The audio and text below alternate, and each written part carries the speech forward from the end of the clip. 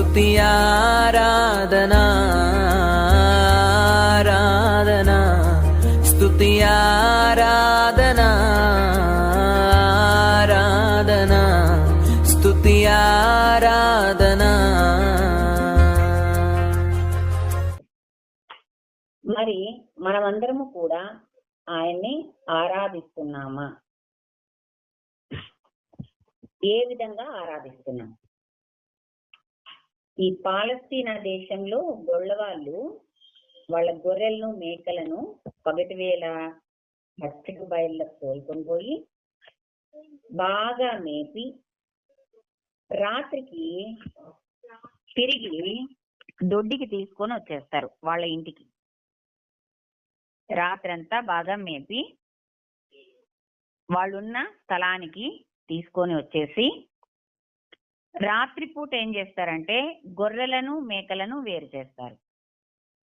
కారణం, ఆ మంద చాలా ఎక్కువగా ఉంటుంది కాబట్టి ఒకే దగ్గర ఉంచి వాటిని ఇబ్బంది పెట్టకుండా వీరు ఇబ్బంది పడకుండా రాత్రికాల సమయానికి గొర్రెలను మేకలను వేరుపరుస్తారు. కారణం ఏమి అంటే గొర్రెలకు బొచ్చు ఉంటుంది కనుక చలిని తట్టుకోగలుగుతాయి. మేకలకు గొర్రెలంత బొచ్చు ఉండదు కనుక మేకలను వేరుపరిచి లోపల ఆ యొక్క వెచ్చదనం తగిలేట్టుగా పెడతారు కాపర్లు. అయితే రాత్రివేళ భద్రంగా లోపల బిగించి రక్షణ కల్పిస్తారు మేకలకు. గొర్రెలు బయట దొడ్డి మైదానంలో పడుకున్నా అపాయం ఉండదు. ఎందుకంటే గొల్లవాడు ఆ గొర్రెలను మేకలను వేరుపరిచినట్లే లోకాంతమున క్రీస్తు తన మహిమాన్విత సింహాసనంపై రాజుగా ఆసీనుడై ప్రజలందరకు ఈ విధంగా తీర్పు తీరుస్తాడు అని ఈ ఉపమానాన్ని దేవుడు జ్ఞాపకం చేస్తా ఉన్నాడు. గొర్రెలకు లోకపరంగా బొచ్చు ఉంటుంది కనుక అవి తట్టుకోగలుగుతాయి అని, మేకలకు రక్షణ కల్పించవలసి ఉంది అని. నశించిపోయేదాన్ని వెతికి రక్షించటానికి క్రీస్తు యేసు ఈ భూమి మీదకి వచ్చాడు. ఆయన మన కాపరి, మనల్ని కాస్తున్న కాపరి. గొర్రెలకు భయం లేదు. కారణం, ఈ లోకంలో ఉండే ఆ చలి నుండి తట్టుకోగలగడానికి దేవుడు రక్షణ అనే బొచ్చును ఇచ్చాడు కనుక. మిగిలిన అన్యులు మరి వారికి ఒక ప్రత్యేకమైన రక్షణ కావాలి. వాళ్ళు దేవుని పాదాల చెంతకు ఒక్క అడుగు వేయాలి. ఎప్పుడైతే ఈ విధంగా లోకపరమైన గొర్రెలను మేకలను ఎలాగైతే వేరుపరిచి కాపరి రాత్రి అంతా వాటిని కాపాడుతాడో అదే విధంగా ఈ యొక్క యుగ అంతములో మన ప్రభు అయిన యేసుక్రీస్తు రాబోతున్నాడు. ఏంటండి క్రిస్మస్ సందేశం అంటే? క్రీస్తు పుట్టాలి, మరి ఆయనను పొత్తిగుడ్డలతో చుట్టి ఆయనను ఈ యొక్క పశువుల పాకలో పడుకోబెట్టాలి, మరి గొల్లలందరికీ చెప్పాలి, తర్వాత జ్ఞానులు వచ్చి ఆయనను చూడాలి. ఇది కదండి క్రిస్మస్ సందేశము. ఇదేంటి రెండవ రాకడా, గొర్రెలు మేకలు వేరు చేయడం అంటున్నారా? మొట్టమొదటిసారిగా క్రిస్మస్ జరుపుకుంటున్న వారికి నిజంగా పొత్తిగుడ్డల్లో పడుకున్న క్రీస్తును మనం పరిచయం చేయవచ్చు. కానీ అనేక సంవత్సరాలుగా ఈ పాటికి ముసలోళ్ళు అయిపోయినారు చాలా మంది క్రిస్మస్ జరుపుకొని. వాళ్ళు కూడా బెత్లెహేములో పుట్టిన క్రీస్తును బట్టి కాదు గాని మన కాపరి అయిన మన హృదయంలో పుట్టిన క్రీస్తును బట్టి పండుగ జరుపుకోవాలి అనేదే సందేశం. అయితే ఆయన వేరుపరచటానికి అతి త్వరలో వస్తున్నాడు. అందరినీ రక్షించటానికి బాలుడుగా ఈ భూమి మీద జన్మించిన క్రీస్తు పెరిగి పెద్దవాడయ్యాడు. 33.5 సంవత్సరాలు ఈ భూమి మీద జీవించాడు. క్రీస్తుని గురించి చెప్పాలి అంటే క్రీస్తు పుట్టుకను మాత్రమే చెబితే సువార్త కాదు. క్రీస్తు పుట్టుక, ఆయన మరణము, ఆయన యొక్క పునరుద్ధానము, తిరిగి రావడం, ఇవి అన్నీ చెబితేనే సువార్త. ఏ ఒక్కటి చెప్పకపోయినా అది అసంపూర్ణమైన సువార్త. కనుక భూదిగంతముల వరకు సువార్త ప్రకటించమన్నాడు దేవుడు. బాలయేసు పుట్టెను అని మాత్రమే చెప్పి ఆపివేస్తే అది పరిపూర్ణమైన సువార్త కానే కాదు. కనుక కుడి పక్కన గొర్రెలు, ఎడమ పక్కన మేకలు నిలబడతాయి. ఇది మనము యేసు ప్రభువుకి సిలువ వేసినప్పుడు కుడివైపు రక్షింపబడిన దొంగ, ఎడమవైపు దేవుణ్ణి హేళన చేసిన దొంగ. నిన్ను రక్షించుకొని నన్ను రక్షించొచ్చు కదా అని అప్పటికి కూడా నమ్మకుండా తనను బట్టి తాను దేవుణ్ణి కూడా అపహసిస్తా ఉన్నాడు. అలాంటి వాళ్లే మేకలు. నీకొక రాజ్యం వస్తుందట కదా, అందులో నన్ను జ్ఞాపకం చేసుకో అని చెప్పే కుడివైపు దొంగల వంటి మనమే గొర్రెలు. మనల్ని ఆయన కుడి పక్కన ఎవరైతే ఓర్పుతో సహిస్తారో వాళ్ళు జయిస్తారు. తండ్రికి కుడి పార్శ్వాన యేసు, యేసుకు కుడి పార్శ్వాన మనము సింహాసనమందు కూర్చుంటాము అని దేవుడు చెప్పాడు. అందుకనే కుడి పక్కన గొర్రెలుగా మనము ఉంటామని దేవుడు జ్ఞాపకం చేస్తున్నాడు. అలాంటి దేవుణ్ణి మనము ఆరాధించే వారిగా ఉండాలి. డిసెంబర్ 25న కానే కాదు, అనుదినము, ప్రతి దినము, ప్రతి క్షణము. కారణం సమయము, గడియ ఆయన చేతుల్లో ఉంది కనుక ప్రతి గడియ కూడా దేవునికి మహిమకరంగా మనం జీవించాలి, ఆయన్ని స్తుతించాలి, ఆయనకు మహిమ తెచ్చేవారిగా ఉండాలి. మనకు రాజులు, రాజ్యాలు గిట్టవు. రాజులు, రాజ్యాలు వెళ్ళిన కాలము కాలగర్భంలో కలిసిపోయింది. ఇంకా ఏదో కొద్దిమంది రాజులున్నా వారు నామ మాత్రమే. రాజరిక పరిపాలన ఇక మీదట రాదు. కానీ క్రీస్తు రాజు మాత్రం అప్పుడు, ఇప్పుడు, ఎల్లప్పుడూ, నిన్న, నేడు, నిరంతరం ఏకరీతిగా రాజ్యం వెళ్తా ఉన్నాడు. నీవు నమ్మిన ఎడల ఆయన రాజులకు రాజు, ప్రభువులకు ప్రభువు. మరి ఒక సంవత్సరాన్ని మనము దాటివేశాం, 24వ సంవత్సరాన్ని మనం మాట్లాడుకుంటే. కానీ దేవుడు నశించిపోతున్న మనమని రక్షించటానికి ఈ భూమి మీదకి వచ్చి 2024 సంవత్సరాలు గడిచిపోయాయి. ఇందులో మనం ఎన్ని క్రిస్మస్లు జరుపుకున్నామో మనకే, మన హృదయానికే తెలుసు. అయితే నీవు ఎలాంటి క్రిస్మస్ ని ఆచరిస్తున్నావు? నీవు ఆచార ప్రకారమైన క్రిస్మస్ ను ఆచరిస్తున్నావా? దేవునికి ఇష్టపూర్వకమైన క్రిస్మస్ ను పాటిస్తున్నావా? యేసుక్రీస్తు అన్నాడు, తండ్రి యొక్క చిత్తము నెరవేర్చుటయే నాకు ఆహారము అని. మరి నీకు ఏది ఆహారము? క్రీస్తును కలిగిన నీకు ఏది ఆహారము? క్రిస్మస్ రోజు బిర్యానీ వండుకోవటమా? స్వీట్లు వండుకోవటమా? పిండి వంటలు చేసుకోవటమా? చక్కగా రెడీ అయి రావటమా? మనకు నచ్చిన వాళ్లతో మాట్లాడి నచ్చని వాళ్లతో పోట్లాడటమా? దేవుడు అన్నాడు, ఇది కరెక్ట్ కాదు. క్రీస్తును ఆరాధించే వాళ్ళు ఐక్యత కలిగి ఉంటారు. ఎందుకంటే సంఘము దేవుని యొక్క శరీరము. ఆయన యొక్క శరీరంలో ఉన్న మనమందరము కూడా దేవునికి అవయవాల వంటి వారము. ఏ ఒక్క అవయవానికి కష్టం వచ్చినా మిగిలిన అవయవాలన్నీ కూడా స్పందిస్తాయి శరీరంలో. చేతి వేలు తెగింది అంటే వెంటనే ఎడమ చేయి ఆ వేలిని, కుడి చేలిని పట్టుకుంటుంది. కళ్ళలో నీళ్ళు వస్తాయి. నోరు అబ్బా అనో, అమ్మానో, అయ్యో అనో, దేవానో ఏదో ఒకటి అంటుంది. కడుపు అదురుతుంది ఆ నొప్పికి. కాళ్ళు తడబడతాయి. గుండె దడదడ కొట్టుకుంటుంది. ఒక్క వేలు తెగితేనే, శరీరంలో ఉన్న ఒక్క వేలు తెగితేనే అవయవాలన్నీ స్పందిస్తున్నాయి. కానీ క్రీస్తు శరీరం అనే సంఘంలో మనమందరము కూడా దేవునికి నిజమైన అవయవాలు ఉంటే ఇంకొక అవయవానికి కష్టం వస్తే మరి స్పందించకుండా ఎందుకున్నామంటారు? అంటే మనము సంఘంలో లేమని అర్థమా? క్రీస్తు శరీరంలో లేమని అర్థమా? నీవు చేస్తున్న ఆరాధన వ్యర్థమా? ఈ ప్రశ్నకు సమాధానం నీ వద్ద ఉందా అని దేవుడు మనల్ని ప్రశ్నిస్తా ఉన్నాడు. యేసుక్రీస్తు జన్మించక ముందే పాత గ్రంథంలో ప్రవక్తలు ఆయనను రాజుగా జన్మిస్తాడని ప్రవచించారు.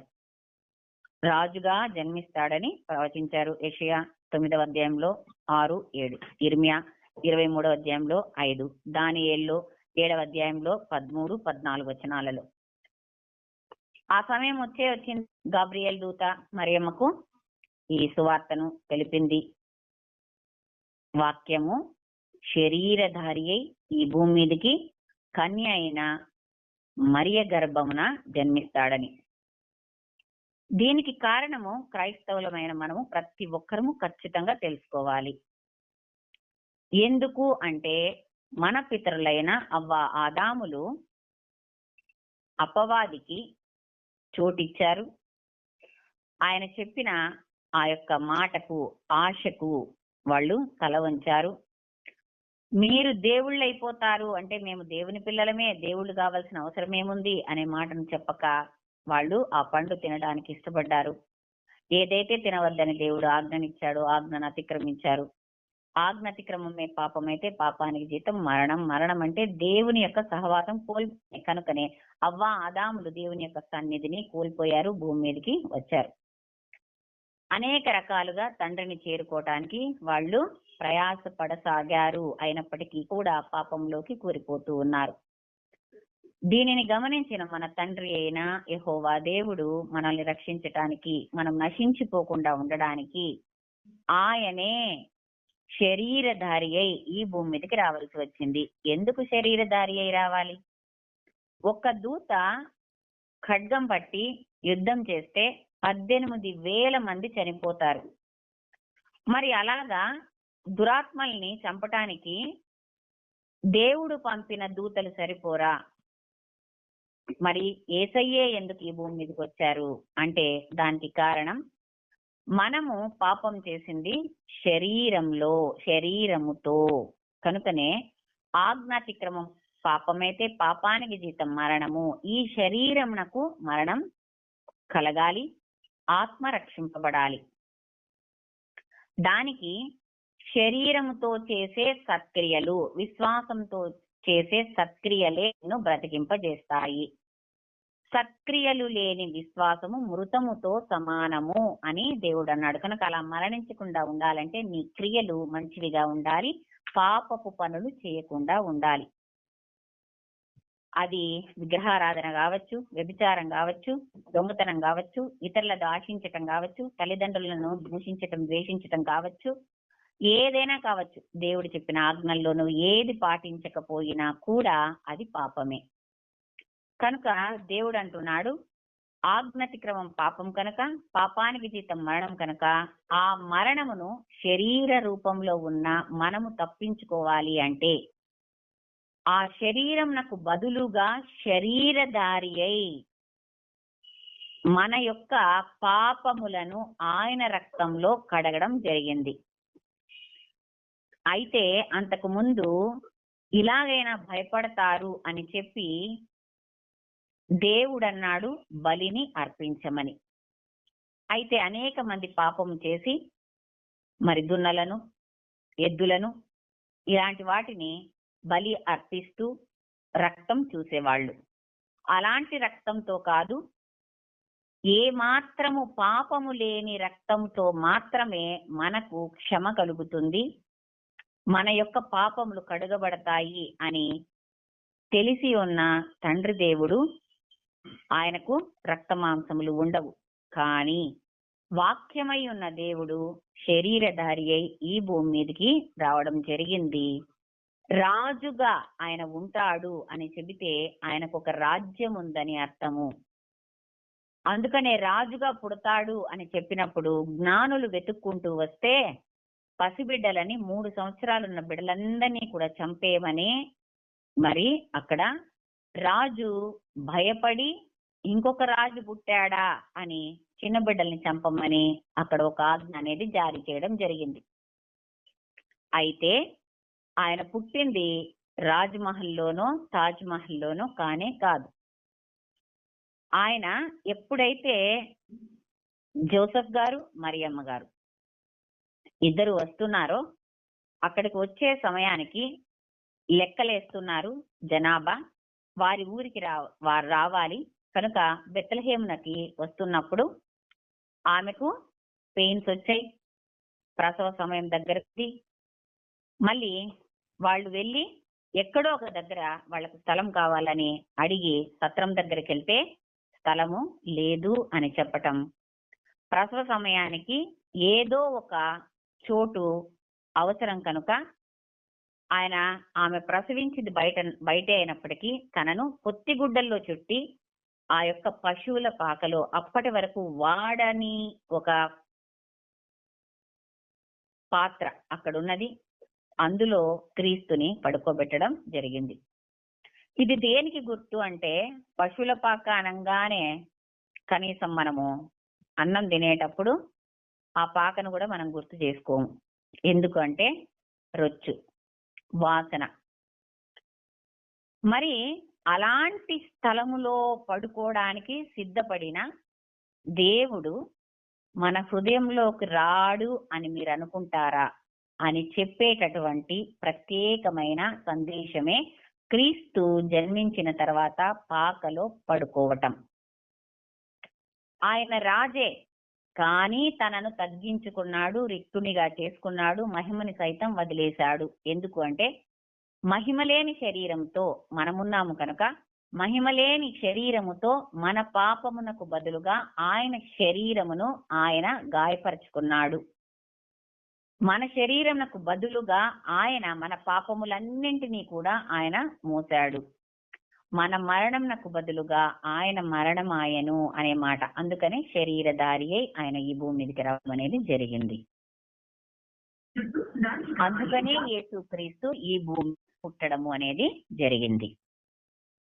అలా పుట్టిన క్రీస్తు 33.5 సంవత్సరాలు ఈ భూమి మీద జీవించి తల్లిదండ్రులను సేవిస్తూ ఆయన సంఘములో, దేవాలయములో వాక్యమును తర్కిస్తూ, చర్చిస్తూ, బోధిస్తూ, ఏమిటి ఈయన వింతగా చెప్తున్నాడే, అధికారముతో బోధించుచున్నాడే అనే ఒక ప్రత్యేకమైన బోధను యేసుక్రీస్తు చేసినట్టుగా మనం పరిశుద్ధ గ్రంథంలో చూస్తాం. ప్రతి ఒక్కరూ చేసే బోధ వేరుగా ఉన్నది, కానీ దేవుడే కనుక ఆయన అధికారముతో చేశాడు అనే మాటను మనము జ్ఞాపకం చేసుకోవాలి. ఒక స్కూల్లో ప్రతి డిసెంబరు కూడా మరి క్రైస్తవ పాఠశాలల్లో క్రిస్మస్ ను జరుపుకుంటూ క్రిస్మస్ సందేశాన్ని ఇస్తూ ఒక టీచర్ గారు ఒక అద్భుతమైన సందేశాన్ని ఇచ్చేదిగా ఉంటారట. అయితే పిల్లలందరికీ కూడా ఆ సంవత్సరం కూడా క్రీస్తు యొక్క జన్మను గురించి ఒక నాటకాన్ని నేర్పించారు. కరెక్ట్ గా సత్రం దగ్గర ఉన్న ఆ సత్రపు యజమాని సత్రంలో స్థలము లేదు అనే మాటను చెప్పాలి. ఇక వాళ్ళు నడుచుకొని వస్తున్నారు, నాటకం మొదలైపోయింది, అందరు కూర్చున్నారు, పేరెంట్స్, తర్వాత ఆహ్వానించబడిన వాళ్ళు, చాలా పెద్ద స్కూలు, క్రైస్తవ పాఠశాల. మరి జోసెఫ్ గారు మరియమ్మ ఆమె చాలా భారంతో అడుగులు వేస్తా ఉంది. చూస్తూ ఉంటేనే అందరూ కూడా చప్పట్లు కొట్టే వాళ్ళు కూడా ఆగిపోయి వారి యొక్క ఆ జీవింపజేస్తున్న ఆ యొక్క క్యారెక్టర్స్ ని చూసి నిమగ్నమైపోయి ఉన్నారు. అక్కడికి వచ్చి సత్రం దగ్గర మరి అయ్యా నా భార్య పురిటి నొప్పులతో ఉన్నది, ఈమె మరియా, నేను జోసెఫ్, తనకు స్థలము కావాలి అని అంటే ఇక్కడ స్థలము చోటు లేదు అని. అన్ని ఇల్లుల దగ్గర అడుక్కుంటూ వచ్చారు.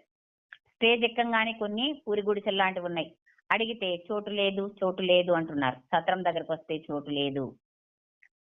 ఇక్కడ చోటు లేదు అని చెప్తే వాళ్ళు ఆమె చాలా భారంగా కడుపును పట్టుకొని కాస్త ముందుకెళ్తుంటే అక్కడ చోటు లేదు అని చెప్పవలసిన అబ్బాయికి జ్వరం వచ్చింది కనుక ఆ అబ్బాయి రాకపోవడం వల్ల ఇంకో అబ్బాయిని పెట్టారు. ఒకే డైలాగే కదా నాయన, చోటు లేదు అని మాత్రం నువ్వు చెప్పు అంటే అలాగే మేడం అని చెప్పాడు ఆ పిల్లోడు. అట్టుగా అక్కడికి వచ్చిన తర్వాత సత్రంలో చోటు లేదు అని చెప్పాలి. రోజు ప్రాక్టీస్ చేసిన అబ్బాయికి అయితే అలవాటు అయిపోయింది కనుక తను చోటు లేదని చెప్పి గమ్మునుండిపోయేవాడు. ఈ రోజు కొత్తగా వచ్చిన బాబు చోటు లేదు అని చెప్పిన తర్వాత ఆమె చాలా భారముతో ముందుకు వెళ్తుంటే, అయ్యా ఆగండి, సత్రంలో చోటు లేదు కానీ మా ఇంటిలో చోటు ఉంది అని ఆ అబ్బాయి చెప్పాడంట. అందరూ కూడా అయ్యో ఇంకాసేపు ఈ అబ్బాయి నోరు మూసుకొని ఉంటే నాటకం రసవత్తరంగా సాగుండేది. ఎలాగా? మళ్ళా యేసయ్యని ఈ సంవత్సరం కూడా మన హృదయంలో కాకుండా మన ఇంట్లో కాకుండా పశువుల పాకలోనే పుట్టిచ్చేట్టుగా చేసేవాళ్ళం కదా అని. అంతే ఎదిగి ఉన్న హృదయాలను మనస్సులను కలిగి ఉన్న జనం చప్పట్లు కొట్టకుండా ఆగిపోయారు. అలా ఎందుకు చేశావు అసలు అని ఆ వేషమును ఇచ్చిన ఆ తల్లి కూడా అడుగుతోంది. టీచర్ గారు చెప్పినట్టు నువ్వు వినాలి కదా, ఇక్కడ స్థలం లేదని చెప్పుకొని అది మాత్రమే చెప్పేసి మూసుకొని ఉన్నట్టు సరిపోదా? మా ఇంట్లో ఉంది అని ఎవరైనా చెప్పమన్నారా నీకు ఈ మాట అనేసి వాళ్ళ మమ్మీ కూడా తనని అరుస్తోంది. ఇక తీరా బహుమతుల ప్రదానంకి వచ్చేశారు. ఆ సమయంలో ప్రిన్సిపల్ గారు మాట్లాడుతా ఉన్నారు.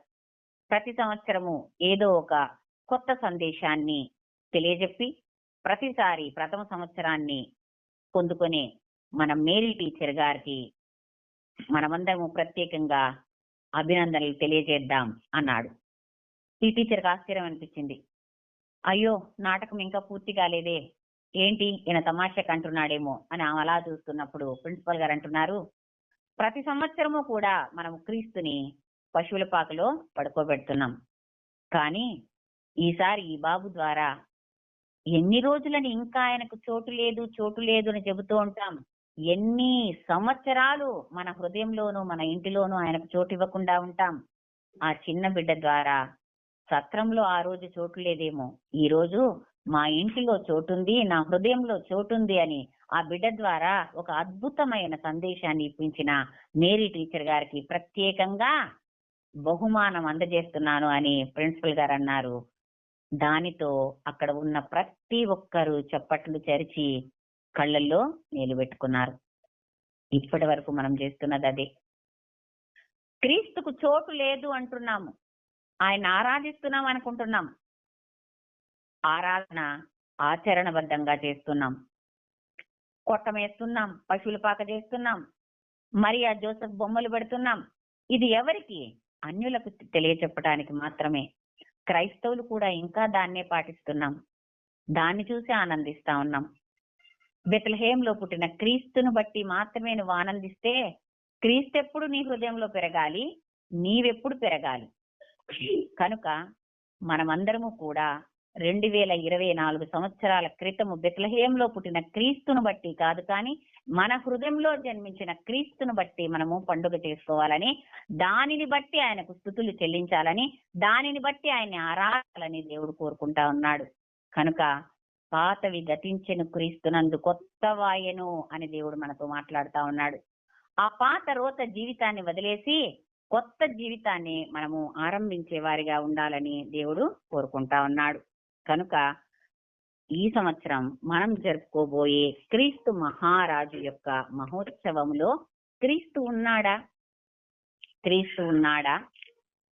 దానికి మరి యొక్క చిన్న కథను చెప్పుకుందాం. ఒక బాబు పుట్టినరోజుని జరుపుకుంటున్నారు. చిన్న బిడ్డ, 1 year బేబీ. అందరూ చూడాలని ఆ బాబుని, పడుకున్న బాబుని ఒక దగ్గర జాగ్రత్తగా పడుకోబెట్టారు ఆ ఇంటి వారు. ఇక ఆ బాబు పుట్టినరోజుని ఎన్నో సంవత్సరాల తర్వాత పుట్టిన బాబు కోసం ఘనంగా వంటలు, ఘనమైన అలంకరణ రకరకాల వంటలు, అనేక రకాలైన అలంకరణలతో ఇల్లు, అక్కడ డాన్సులు, పాటలు, చప్పుళ్ళు, చేతులు చెరచడాలు, ఒకరినొకరు ఆలింగనం చేసుకోవడాలు. Happy birthday to your son, happy birthday to your son, మీ అబ్బాయికి పుట్టినరోజు శుభాకాంక్షలు అని తెలియజెప్పుకుంటూ చాలా అద్భుతంగా పార్టీని ఎంజాయ్ చేశారు. వచ్చేటప్పుడు వర్షం వస్తా ఉన్నది కనుక వాళ్ళ గొడుగులు లోపలికి బయటంతా చాలా చల్లగా ఉంటుంది, లోపల వాళ్ళు వేడిని హీటర్స్ ద్వారా పెట్టుకుంటారు కాబట్టి ఇక వాళ్ళు వేసుకున్న ఆ చలి కోట్లు అన్నీ తీసి మరి డోర్లోనే పెట్టేసి వచ్చారు. ఇక అంతా అయిపోయిన తర్వాత, ఉత్సవం అంతా అయిపోయిన తర్వాత ఇప్పుడు బహుమానాలు ఇవ్వాలి. బహుమతులు ఇచ్చే సమయం వచ్చింది. మరి రింగు పెట్టాలి, చైన్ వెయ్యాలి. మీ అబ్బాయి ఎక్కడా? చూస్తే అబ్బాయి లేడు. అమ్మో, ఎక్కడ మా అబ్బాయి, ఎక్కడ మా అబ్బాయి? తల్లిదండ్రులు ఇద్దరు కూడా గొల్లుమంటా ఉన్నారు, వెతుకుతున్నారు. ఇల్లంతా వెతికారు, ఎక్కడా కనపడని బిడ్డ కోసం తల్లిదండ్రులు ఏడుస్తా ఉన్నారు. ఇక ఏం చేయాలో అర్థం కాని వాళ్ళందరూ కూడా వారి బహుమానాలను అక్కడే పెట్టేసి ఎవరి చలికోట్లు వాళ్ళు వేసుకుంటూ వాళ్ళు తెచ్చుకున్న గొడుగులను తీసుకుంటూ బయలుదేరుతున్నారు. చివరిగా చూస్తే ఆ కింద పడుకున్నాడు చంటి పిల్లగాడు. అందరూ వచ్చి చూడాలని తలుపు దగ్గర పడుకోబెట్టారు, కానీ ఆ పిల్లవాడిని కూడా గమనించే పరిస్థితిలో లేకుండా వారి వస్తువులను బిడ్డ మీద వేసేసి వారి యొక్క బాబు పుట్టినరోజును వాళ్ళు ఘనంగా జరుపుకున్నారు. మనం కూడా ఇప్పటి వరకు క్రీస్తుని పడుకోబెట్టి మనమందరము కూడా ఆయనను ఆరాధిస్తే, ఆయనను ప్రార్థిస్తే ఆయన లేస్తాడు. ఆయన అసలు నిద్రపోడు, కునుకడు, నిద్రపోడు. కానీ ఆయన యొక్క ప్రార్థించినప్పుడు ఆయన సన్నిధి మన వద్ద నిలుచుంటుంది అని దేవుడు అన్నాడు. ఆయన సన్నిధే మన దగ్గర లేకుండా మనం ఆయన పండుగను జరుపుకుంటున్నాం. అక్కడ పడుకున్నట్టుగా, అంటే ఆయన సన్నిధి లేనట్టుగా మనము వంటలతోనూ వయారాలతోనూ మరి రకరకాల ఆటలతో పాటలతో ఉత్సవాన్ని జరుపుకునే వారిగా ఉంటున్నాం. క్రీస్తు లేని పుట్టినరోజును నువ్వు జరుపుకుంటూ ఉంటే ఈ రోజుతో నీవు అలాంటి వేడుకను జరుపుకోవటం మానేసి అని దేవుడు మనల్ని హెచ్చరిస్తా ఉన్నాడు. క్రీస్తు మన హృదయంలో ఉండాలి. క్రీస్తు మన హృదయంలో ఉన్నప్పుడు మనం ఎలా ఉంటాము అంటే, రాజులకు రాజు, ప్రభులకు ప్రభువు కనుక రాజులకు రాజు అయిన ఆయన బిడ్డలము రాకుమారులుగా రాకుమార్తెలుగా ఉంటాము. కనుక ఆయనకు మహిమకరంగా మనము జీవిస్తాము. రాజకుమారుడు వెళ్ళి బిచ్చం ఎత్తుకుంటాడా? ఎప్పుడైనా అలాంటి పరిస్థితులు మనం చూస్తామా? అందుకనే మనమందరము కూడా ఐశ్వర్యవంతులుగా ఉంటామట. డబ్బు ఉంటేనే ఐశ్వర్యం కాదు. విశ్రాంతి, శాంతి, సమాధానం, సంతోషం, ఆత్మఫలమును కలిగి ఉన్న ప్రతి ఒక్కడు ఐశ్వర్యవంతుడే. క్రీస్తును కలిగిన, అంటే ఆయన వెళ్ళిపోతూ పరిశుద్ధాత్ముడు ఉత్తరవాదిగా వస్తున్నాడు, నేనే మార్గము, జీవము, సత్యమును, ఆ యొక్క మార్గంలో నడిపించటానికి పరిశుద్ధాత్మ మీకు తోడుగా ఉంటాడు, మీ చేయి పట్టి నడిపిస్తాడు అని దేవుడు మనతో చెప్పాడు. నా శాంతిని మీకు అనుగ్రహించుచున్నాను అన్నాడు. కానీ ప్రతి ఒక్కరి జీవితంలో శాంతి అనే మాటకు ముందుగా చేర్చబడింది. అశాంతితో అనేక మంది మరణానికి చేరువవుతున్నారు. కానీ ఈ ఒక్క నెల మాత్రం ప్రతి ఒక్కరూ కూడా క్రిస్మస్ రాబోతోంది, క్రిస్మస్ సందేశాలు, క్రిస్మస్ క్రిస్మస్ క్రిస్మస్. ఇక మన దేశంలో అయితే మనం పక్కన వాళ్ళకు కూడా హ్యాపీ క్రిస్మస్ చెప్పంలే గాని, మన అక్కలకు, అన్నలకు, చెల్లెలకు, తమ్ముళ్ళకు కూడా చెప్పంలే గాని, ఫారిన్ లో చూడాలి అసలు వాళ్ళు తెల్లోళ్ళ, నల్లోళ్ళ, ఎర్రోళ్ళ, పొట్టోళ్ళ, పొడుగోళ్ళ ఏమీ చూడరంట. ఈ నెలంతా కూడా హ్యాపీ క్రిస్మస్ చెప్పుకుంటారు. క్రిస్మస్ అంటే క్రీస్తును ఆరాధించటము.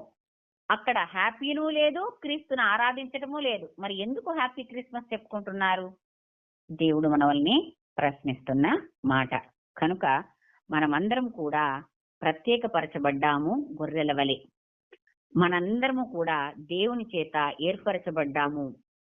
గర్భంలో రూపించక ముందే పేరు పట్టి పిలువబడ్డాము. నీవు నా సొత్తు అని దేవుడు అన్నాడు. కనుక ఆయన రాజ్యమునకు అంతం ఉండదు. మనమందరము కూడా ఆయన యొక్క రాజ్య వారసులం. రాజ్య వారసులం చేయవలసింది రాజు లేకుండా మనమందరము ఉండటం కాదు. మన యొక్క రాజు మనతో ఉండాలి. అందుకనే మనమందరము కూడా ఆయనే మన రాజు అని పాటలు పాడతాం. ముఖ్యంగా ఈ లోకంలో అపవాది రాజుగా ఉన్నాడు, కానీ దేవుని యొక్క రాజ్యాన్ని ఇక్కడ విస్తరింపజేయమని యేసుక్రీస్తు మనకు పరలోక ప్రార్థనను నేర్పించాడు. అందులో ముఖ్యంగా క్షమ, ప్రేమ కలిగి ఉండమని చెప్పాడు. పాత గ్రంథంలో ప్రేమను కలిగి ఉండమని చెబుతూ కొత్త ఆజ్ఞనిచ్చుచున్నాను అని మళ్ళీ కొత్త గ్రంథంలోకి వచ్చిన తర్వాత మళ్ళీ అది కూడా ఏముంటుందంటే నిన్ను వలె నీ పొరుగు వారిని ప్రేమించు అనే మాటనే ఉంటుంది. ఆయన కొత్తగా చెప్పినప్పటికీ కూడా ఆయన ఆజ్ఞను మార్చలేదు. ప్రేమ మన దోషములను కప్పుతుంది. మనం చేసిన పాపమును ఆయన ప్రేమ చేత మన దోషాలన్నింటినీ కప్పి ఆయన మన మరణానికి బదులుగా ఆయన మరణమైపోయి తిరిగి లేచాడు, మళ్ళీ తిరిగి రానయ్యున్నాడు. నిన్ను నన్ను తనతో పాటు నివసింప చేయడానికి అర్హతన ఇచ్చిన దేవుడు. కనుక మనమందరము ఇక్కడ శ్రేష్టమైన నామమునకు విధేయత చూపించే వారిగా ఉండాలి. దేవుడికి ఎలాగైతే యేసు ప్రభు విధేయుడై ఉన్నాడో మనం కూడా ఆయనకు విధేయులై ఉండాలని ప్రతీకారం తీర్చుకునే వారిగా కాకుండా, ప్రలోభ పెట్టేవారిగా కాకుండా, లోకమందలి సమస్తమైన జనులు కూడా దేవునికి విధేయత చూపిస్తారని, అన్ని మోకాళ్ళు వంగుతాయని, ఆయన దేవుడని ప్రతి నాలుక ఒప్పుకుంటుందని దేవుడు చెప్పాడు. ఇంకా కొత్తగా ఒప్పుకోవటం ఏంటి? మనమందరం ఒప్పుకున్న వాళ్ళము. మనం చేస్తున్నది ఏమిటి?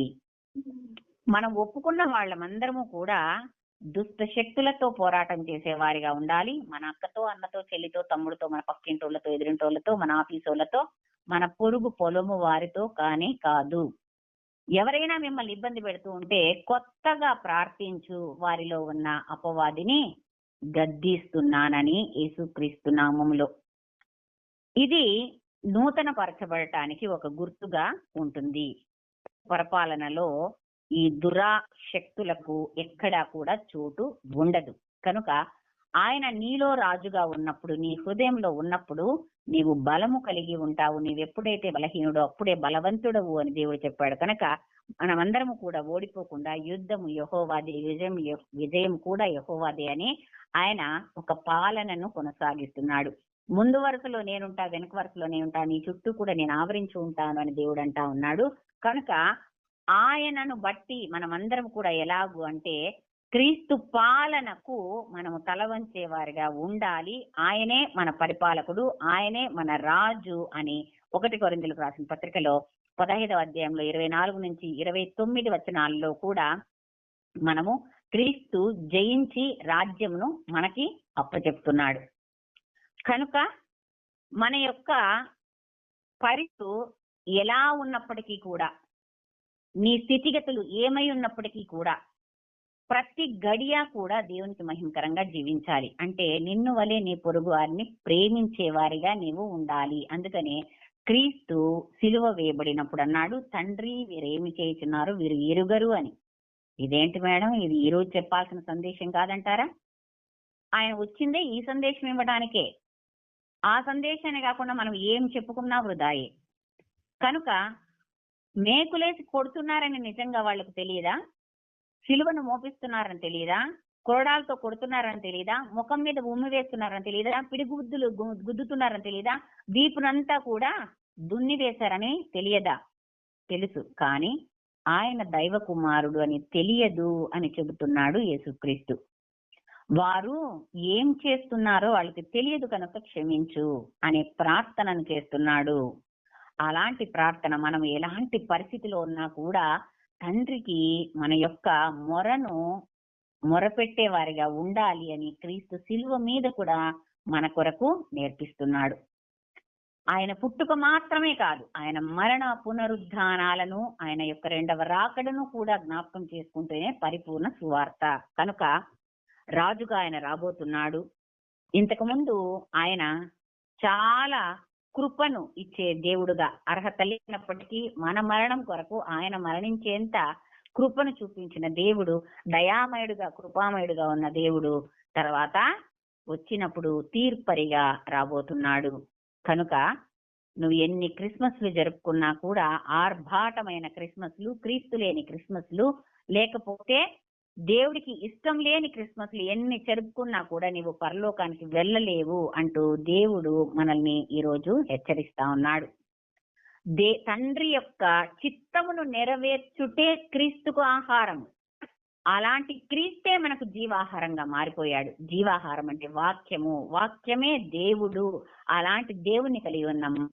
నిత్య జీవానికి అర్హతను పొందుకున్నాము క్రీస్తు యొక్క శిలువ మరణము పునరుద్ధానముల ద్వారా. నీవు నమ్మిన ఎడల దేవుని మహిమను చూస్తావు అని దేవుడు అన్నాడు.